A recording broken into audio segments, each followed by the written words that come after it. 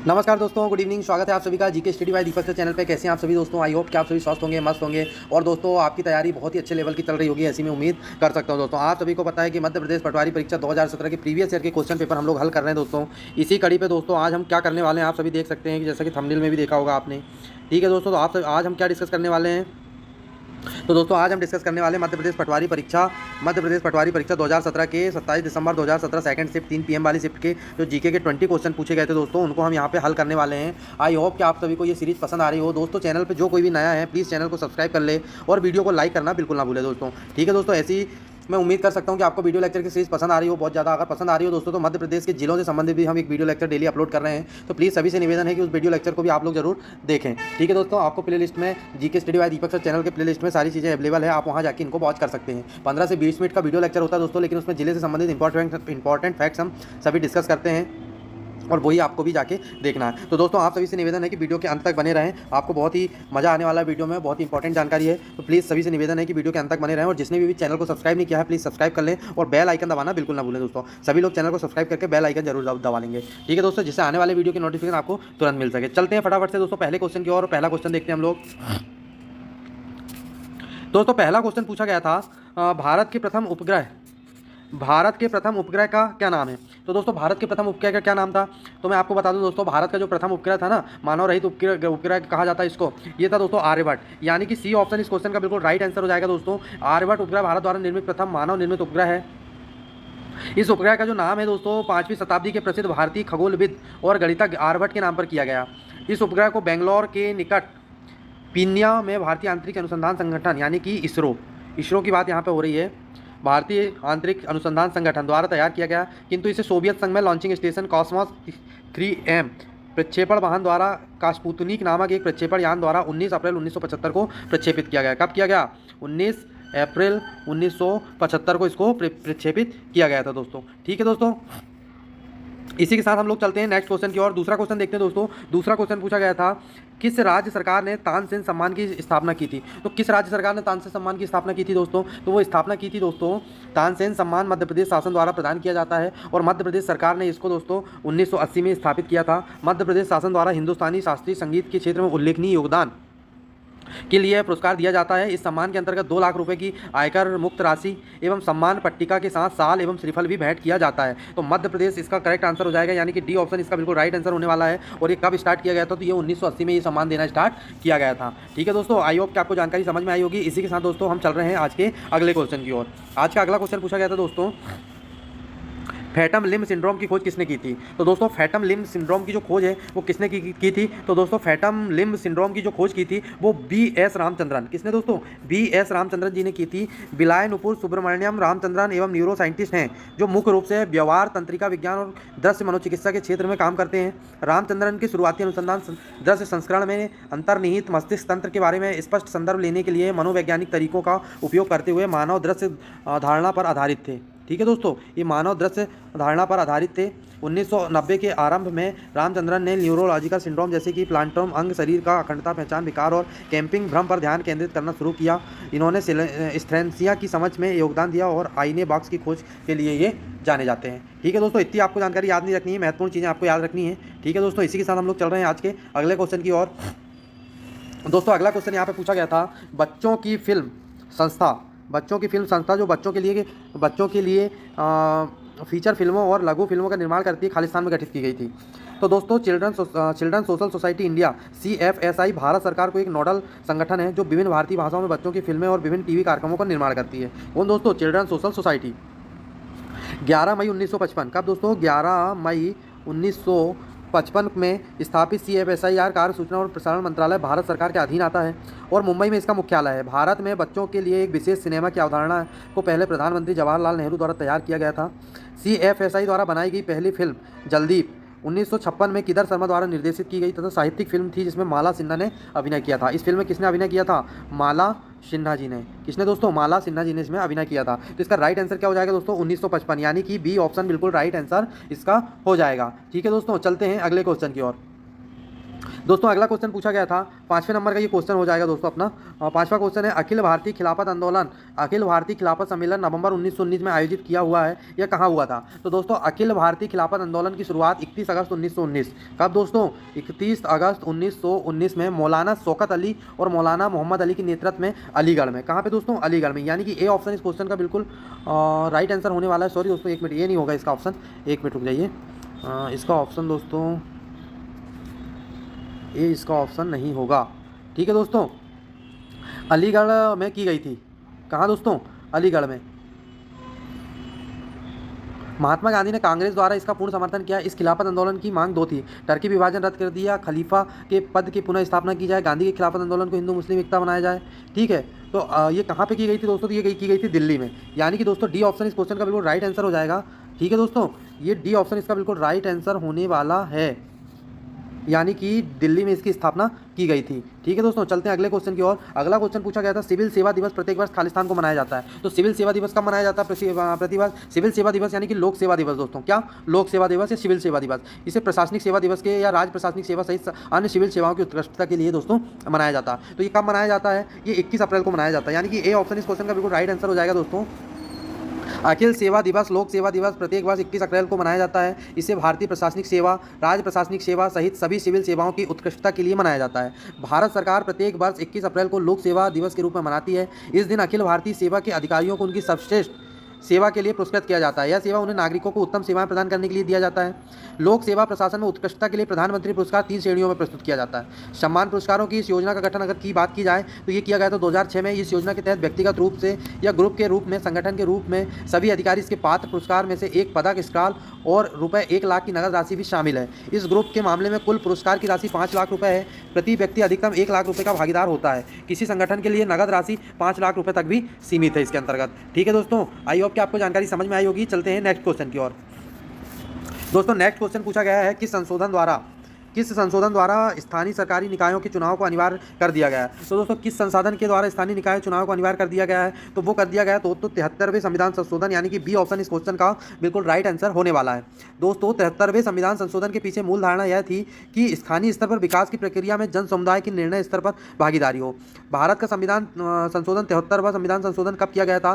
तो ये किया गया था 1992 में। यानी कि दोस्तों 73वां संविधान संशोधन 1992 का उद्देश्य अन्य चीज़ों के अलावा एक गाँव में अथवा गाँवों के समूह में ग्राम सभा स्थापित करना, गांव के स्तर पर तथा अन्य स्तरों पर पंचायतों का गठन करना, गांव और उसके बीच स्तर पर पंचायतों की सभी सीटों के लिए सीधे चुनाव करना, ऐसे स्तरों पर पंचायतों के यदि सरपंच हैं तो उनका चुनाव कराना, पंचायतों के में सदस्यता के लिए भी सभी स्तरों पर पंचायत के पदाधिकारियों के चुनाव के लिए जनगणना, जनसंख्या के आधार पर अनुसूचित जातियों के लिए सीटों का आरक्षण, महिलाओं के लिए कम से कम 1/3 सीटों का आरक्षण, पंचायतों के लिए 5 साल की कार्यविधि तय करना और यदि कोई पंचायत भंग हो जाती है तो 6 महीने के भीतर उसका चुनाव करवाने की व्यवस्था भी इसके अंतर्गत शामिल है। दोस्तों आई होप कि आपको जानकारी समझ में आई होगी। दोस्तों जो भी इस चैनल पर नया है दोस्तों, चैनल को प्लीज़ सभी लोगों से निवेदन है कि चैनल को सब्सक्राइब कर ले और वीडियो को लाइक करना बिल्कुल ना भूलें। दोस्तों सभी लोग जो भी इस वीडियो को वॉच कर रहे हैं वो चैनल को लाइक करेंगे, चैनल को सब्सक्राइब करेंगे और वीडियो को लाइक जरूर करेंगे। ठीक है दोस्तों, इसी के साथ हम लोग चल रहे हैं अगले क्वेश्चन की ओर। और अगला क्वेश्चन जो पूछा गया था दोस्तों वो ये था किस गवर्नर जनरल के शासन के दौरान भारतीय सिविल सेवा ICS की शुरू की गई या ICS की शुरुआत की गई थी? तो किस गवर्नर जनरल शासन के द्वारा भारतीय सिविल सेवा INS की शुरुआत की गई थी? तो वो कौन थे दोस्तों? तो वो थे लॉर्ड कॉर्नवालिस। कौन थे दोस्तों? Lord Cornwallis. यानी कि डी ऑप्शन इस क्वेश्चन का बिल्कुल राइट आंसर हो जाएगा दोस्तों। वारेन हेस्टिंग ने सिविल सेवा की नींव रखी और चार्ल्स कॉर्नवालिस ने इसे सुधार, आधुनिकरण और तर्कसंगत बनाया, इसलिए चार्ल्स कॉर्नवालिस को भारत में सिविल सेवा के पिता के रूप में जाना जाता है। उन्होंने दोस्तों उन्होंने अगर दोस्तों बात करें तो कोवेंटेड सिविल सेवा यानी कि उच्च सिविल सेवा और अकाउंटेंट सिविल सेवा, अनकाउंटेड सिविल सेवा, लोअर सिविल सर्विस इसको बोलते हैं, को पेश किया। भारत की वर्तमान सिविल सेवा मुख्यतः ब्रिटिश भारत की पूर्व सिविल सर्विस सेवा के रूप में स्वरूप पर ही आधारित अभी भी है। ठीक है दोस्तों, इसी के साथ हम लोग चल रहे हैं अगले क्वेश्चन की ओर। अगला क्वेश्चन है स्वतंत्र भारत का पहला केंद्रीय बजट किसने प्रस्तुत किया था? तो दोस्तों स्वतंत्र भारत का पहले केंद्रीय बजट की बात करें तो किसने उसको प्रस्तुत किया था? तो R.K. शंभू चेट्टी ने इसको प्रस्तुत किया था। यानी कि दोस्तों ए ऑप्शन बिल्कुल राइट आंसर हो जाएगा। दोस्तों अर्थशास्त्री और राजनीतिक थे। इन्होंने 1947 से 1949 तक स्वतंत्र भारत के पहले वित्त मंत्री के रूप में कार्य किया था। अर्थशास्त्र में उनकी विशेषता के कारण सन्मुखचम चेट्टी को स्वतंत्र भारत की पहली कैबिनेट में वित्त मंत्री के रूप में चुना गया।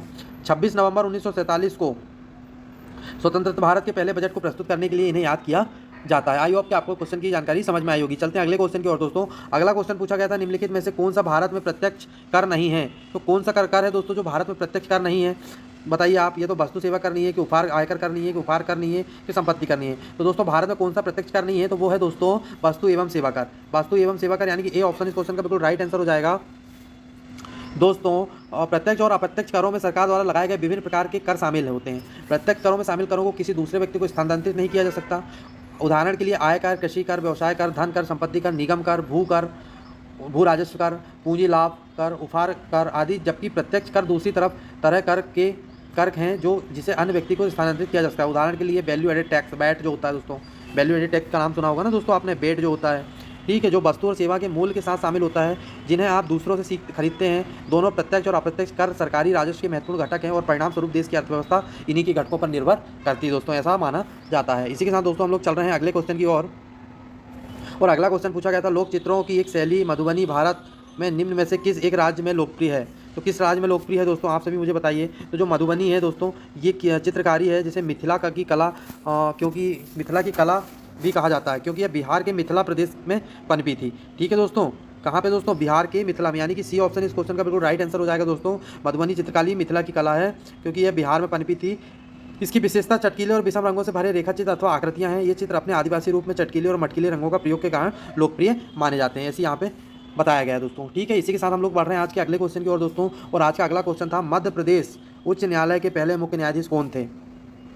तो दोस्तों मध्य प्रदेश उच्च न्यायालय के पहले मुख्य न्यायाधीश कौन थे, तो वो थे दोस्तों न्यायमूर्ति एम हिदायतुल्लाह, यानी कि डी ऑप्शन इस क्वेश्चन का बिल्कुल राइट आंसर हो जाएगा दोस्तों। 1 नवंबर 1956 को जब राज्यों के पुनर्गठन का कार्य संपन्न हुआ तो एम हिदायतुल्लाह को जबलपुर मध्य प्रदेश उच्च न्यायालय का मुख्य न्यायाधीश बनाया गया। वहाँ उन्होंने 25 माह तक पद पर कार्य किया।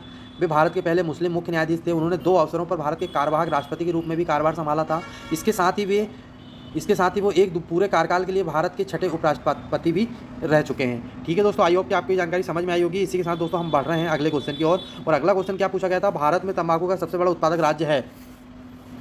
तो दोस्तों भारत में तंबाकू का सबसे बड़ा उत्पादक राज्य कौन सा है, आप सभी मुझे बताइए। तो दोस्तों भारत में तंबाकू का सबसे बड़ा राज्य उत्पादक है वो है आंध्र प्रदेश, यानी कि दोस्तों बी ऑप्शन इस क्वेश्चन का बिल्कुल राइट आंसर होने वाला है। तंबाकू उत्पादन में दोस्तों आंध्र प्रदेश का भारत में प्रथम स्थान है। इस राज्य में गुंटूर, कृष्णा, पूर्वी गोदावरी, पश्चिम गोदावरी आदि में तंबाकू की खेती की जाती है। गुजरात भारत का दूसरा सबसे बड़ा तंबाकू उत्पादक राज्य है। कौन दोस्तों, गुजरात, ये दूसरे नंबर पर आता है। ठीक है दोस्तों, इस राज्य में खेड़ा तथा बड़ोदरा में बड़ोदरा में तंबाकू का उत्पादन किया जाता है। जबकि तमिलनाडु की बात करें तो थाजपुर, मदुरै, तिरुचिरापल्ली, कोयम्बटूर आदि में जिले में तंबाकू का उत्पादन किया जाता है। तंबाकू की फसल स्थिति के अनुरूप लचीली होती है और यह अर्ध सिंचित एवं वर्षा जल से सिंचित आंध्र प्रदेश, तेलंगाना, गुजरात, कर्नाटक क्षेत्रों में मुख्य रूप से पैदा की जाती है। मध्य प्रदेश में इसकी फसल नहीं की जाती दोस्तों। तो अपना आंसर क्या हो जाएगा, आंध्र प्रदेश, यानी कि बी ऑप्शन अपना बिल्कुल राइट आंसर हो जाएगा दोस्तों। इसी के साथ हम लोग चल रहे हैं अगले क्वेश्चन की ओर। और अगला क्वेश्चन पूछा गया था विदिशा के उदयगिरी में कितनी गुफाएं हैं। तो दोस्तों विदिशा में उदयगिरी में कितनी गुफाएं स्थित हैं, तो आप सभी मुझे बताइए दोस्तों। यहाँ पे अगर गुफाओं की बात करें तो यहाँ पे 20 गुफाओं के अवशेष प्राप्त होते हैं, यानी कि विदिशा में उदयगिरी में कुल 20 गुफाएं हैं। इनमें से कुछ गुफाएं 5वीं से 4वीं और 5वीं सदी से संबंध है। गुफा नंबर 1 तथा 20 को जैन गुफा माना जाता है। गुफाओं की प्रस्तर की कटाई कर छोटे छोटे कमरों के रूप में बनाया गया है। साथ ही साथ मूर्तियां भी उत्कीर्ण कर दी गई हैं। वर्तमान में इन गुफाओं में से अधिकांश मूर्ति विहीन गुफाएं रह गई हैं, मतलब कई गुफाएं ऐसी हैं दोस्तों जिनमें मूर्ति ही नहीं है, वो किसी कारणवश नहीं है दोस्तों। ठीक है, इसके अलावा हम अगले क्वेश्चन पे चलते हैं। सिवनी जिले के टाइगर रिजर्व का नाम बताइए। सिवनी जिले के टाइगर रिजर्व का नाम क्या है दोस्तों, तो सिवनी जिले का जो टाइगर रिजर्व है उसका नाम है पेंच टाइगर रिजर्व, यानी कि डी ऑप्शन इस क्वेश्चन का बिल्कुल राइट आंसर हो जाएगा दोस्तों। पेंच राष्ट्रीय उद्यान मध्य प्रदेश के सिवनी और छिंदवाड़ा जिले में स्थित एक राष्ट्रीय उद्यान है। सतपुड़ा की पर्वतमाला के दक्षिणी छोर पर तलछटी में स्थित है राष्ट्रीय उद्यान। 23 नवंबर 1992, कब दोस्तों, 23 नवंबर 1992 में टाइगर संरक्षण योजना के तहत टाइगर रिजर्व घोषित कर दिया गया था। जबकि कान्हा राष्ट्रीय उद्यान मध्य प्रदेश में सतपुड़ा के मेकल रेंज में स्थित है। यह मंडला और बालाघाट के 2 जिलों में स्थित है। बांधवगढ़ नेशनल पार्क उमरिया जिले में है तथा पन्ना राष्ट्रीय उद्यान जो है वो छतरपुर जिले में है। पन्ना की बात करें दोस्तों तो ये छतरपुर में है। ठीक है दोस्तों, इसी के अलावा कान्हा राष्ट्रीय उद्यान की बात करें तो ये मध्य प्रदेश के सतपुड़ा मेकल रेंज में स्थित है। ठीक है दोस्तों, जबकि बांधवगढ़ नेशनल की बात करें तो ये उमरिया में स्थित है। ठीक है दोस्तों, आई होप कि आपको क्वेश्चन की जानकारी समझ में आई होगी। चलते हैं अगले क्वेश्चन की ओर। अगला क्वेश्चन पूछा गया था दोस्तों विजय राघवगढ़ किला खालिस्तान में स्थित है। या विजय राघवगढ़ किला खालिस्तान में है, तो कहाँ है दोस्तों, तो विजय राघवगढ़ का किला जो है वो कटनी में, यानी कि ए ऑप्शन इसका बिल्कुल राइट आंसर हो जाएगा। मध्य प्रदेश के कटनी जिले में विजय राघवगढ़ के किले का ऐतिहासिक स्थान है। राजा प्रयागदास द्वारा 19वीं सदी में भगवान विजय राघव की एक भव्य मंदिर और किले का निर्माण करवाया गया। और किले को विजय राघवगढ़ के रूप में नामित किया गया। किले के नाम पर ही इस नवनिर्मित नगर का नाम विजय राघवगढ़ दिया गया। इसके और दूसरी ओर एक अन्य सुंदर इस्पात है जिसे रंग महल के नाम से जाना जाता है।